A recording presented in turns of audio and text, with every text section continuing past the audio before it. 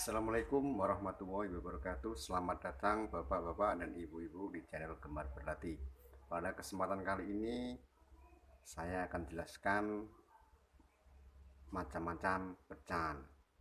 Macam-macam pecahan yaitu ada 4 ya. Tapi sebelumnya terlebih dahulu kita harus mengetahui apa yang dimaksud dengan pecahan. Pecahan adalah bilangan yang terdiri dari bilangan dan penyebut, pembilang dan penyebut maksudnya. Seperti contoh gambar berikut. Di sini ada 6 kotak, 1 2 3 4 5 6. Yang di akhir adalah 3. 3 itu sebagai pembilang, kita tulis di sini 3. Dan jumlah kotak di sini adalah 6, adalah penyebut. Jadi dibaca 3/6. 3 yang atas adalah pembilang, yang bawah adalah penyebut. Cara membacanya harus yang atas dulu, pembilang dulu, baru penyebut. 3/6, jangan sampai terbalik, 6/3 ya. Sekarang kita masuk yang pertama, yaitu pecahan biasa. Pecahan biasa yaitu pecahan yang pembilang dan penyebutnya merupakan bilangan bulat ya.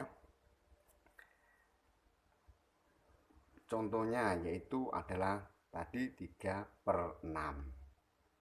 3/6 ini adalah pecahan biasa. Sedangkan pecahan biasa itu terdiri dari 2, yaitu yang pertama yaitu pecahan biasa, pecahan biasa murni ya. Pecahan biasa murni, pengertian dari pecahan biasa murni yaitu pecahan yang dimana angka pembilangnya lebih kecil dari angka penyebutnya. Maksudnya pembilangnya itu lebih kecil daripada penyebutnya. Seperti contoh tadi adalah 3/6. Ini adalah termasuk bilangan pecahan murni ya. Karena pembilangnya lebih kecil, jangan penyebutnya lebih besar. Itu adalah pecahan murni. Contohnya lagi yaitu seperti misalnya 2/4. Karena pembilangnya lebih kecil, ini adalah pembilang. Dan yang bawah adalah penyebut lebih besar. Nah, ini adalah bilangan pecahan biasa murni. Sekarang yang kedua yaitu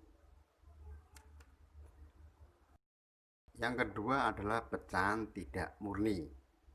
Pecahan tidak murni pengertiannya adalah pecahan yang dimana angka pembilangnya lebih besar dari angka penyebutnya. Seperti contoh 8/5. Karena 8 itu adalah pembilang lebih besar. 8 ini adalah pembilang. Dan 5 ini adalah penyebut lebih kecil. Ini adalah pecahan tidak murni. Seperti contoh lagi yaitu seperti 10/9, lebih besar pembilangnya. Dan lagi contoh lagi misalnya adalah 13/11. Ini adalah pecahan tidak murni karena pembilangnya lebih besar ya.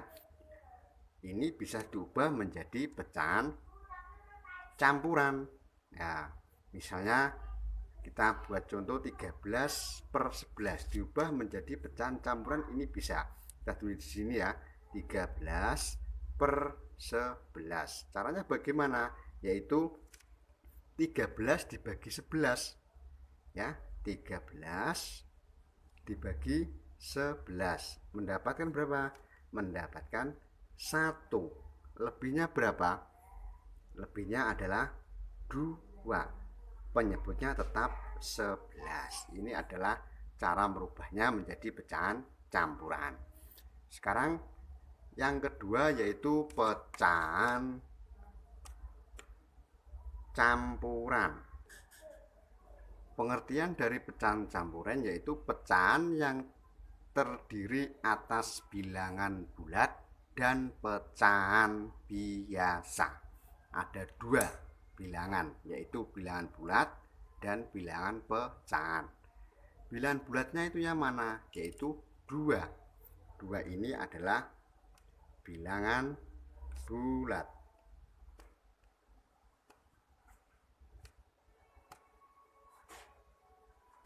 Dan yang ini adalah pecahan. Nah, ada dua bilangan yaitu 2 dan 4/9. Ini adalah pecahan campuran. Misalnya lagi adalah 1 2/5. Terdiri atas dua bilangan yaitu bilangan 1 bilangan bulat ini, bilangan bulat ini, dan pecahannya adalah 2/5. Dan bilangan pecahan ini, pecahan campuran ini bisa diubah menjadi bilangan pecahan biasa. Caranya bagaimana? Yaitu caranya kita seperti contoh ini 2/4/9 kita ubah menjadi pecahan biasa 2/4/9. Caranya merubah menjadi pecahan biasa yaitu 2 dikalikan 9. 2 kalikan 9 kita kasih dalam kurung, kemudian baru ditambah 4.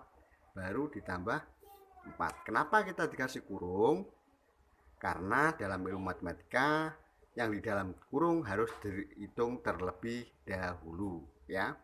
Jadi 2 kalikan 9 adalah 18 ditambah 4 sama dengan adalah 22 per, penyebutnya tetap 9. Pecahan biasanya adalah 22/9. Yang contoh yang kedua ini 1 2/5. Kalau ini 1 mudah ya. Dengan cara bagaimana mudah? 1 itu sama artinya adalah 5/5. 5 dibagi 5 bisa ditulis 5/5 sama dengan 1. Jadi 1 sama dengan 5/5 ditambah 2/5. 2/5. Karena penyebutnya sama-sama 5, kita tinggal menjumlahkan pembilangnya yaitu 5 ditambah 2 adalah 7 per, penyebutnya tidak usah ditambah, tetap 5. Berarti pecahan biasanya adalah 7/5.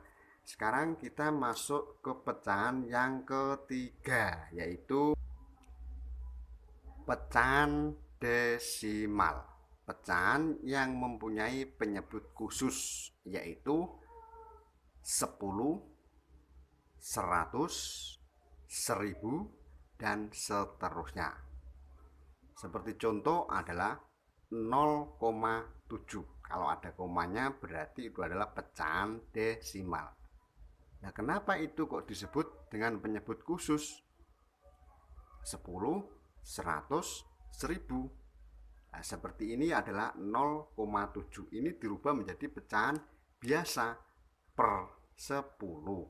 Kenapa per 10? Karena kita lihat di belakang koma ada satu angka. Kalau ada satu angka berarti kita tinggal tulis 7-nya kita tulis di atas.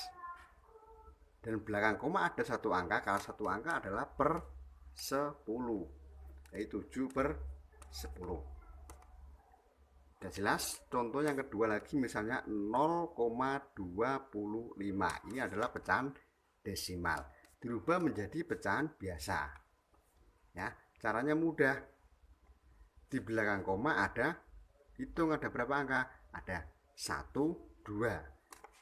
1, 2 berarti per 125-nya kita taruh ke atas sebagai pembilang. Nah, ini adalah kenapa disebut dengan penyebut khusus 10, 100, 1000.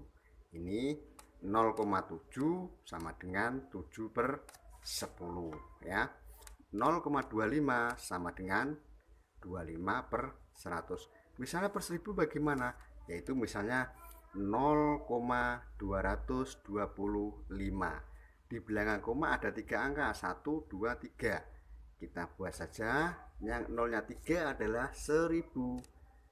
1, 2, 3. 0 komanya kita hilangkan, 225 kita taruh di atas sebagai pembilang ya. Sekarang yang keempat, yaitu yang keempat adalah persen. Persen pengertiannya adalah bilangan dengan pecahan per 100. Lambang bilangannya adalah seperti ini. Contoh, saya buat di sini. Contohnya adalah misalnya 28%. Artinya adalah 28 per 100. Ini adalah bacanya persen. Dan ini juga bisa disederhanakan. Bagaimana cara menyederhanakannya? Yaitu kita bisa bagi dengan angka 4 ya. Kita bagi dengan angka 4. Kalau tidak bisa, kita cari yang kecil-kecil dulu.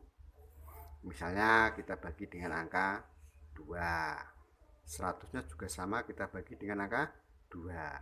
28 dibagi 2 mendapatkan 14. Per 100 dibagi 2 mendapatkan 50. Ini juga bisa disederhanakan lagi, yaitu kita bagi dengan angka 2 lagi. Kita tulis di sini lagi 14 per 50. Ini buat agak panjang, kita kasih angka pembagi. Tanda membagi, kita bagi 2 lagi sampai tidak bisa dibagi ya. 14 dibagi 2 mendapatkan 7. 50 dibagi 2 mendapatkan 25. 7 dibagi lagi bisa apa tidak? Tidak bisa ya. Dibagi 1 tidak bisa, dibagi 2 tidak bisa, bagi 3 tidak bisa, 4 tidak bisa.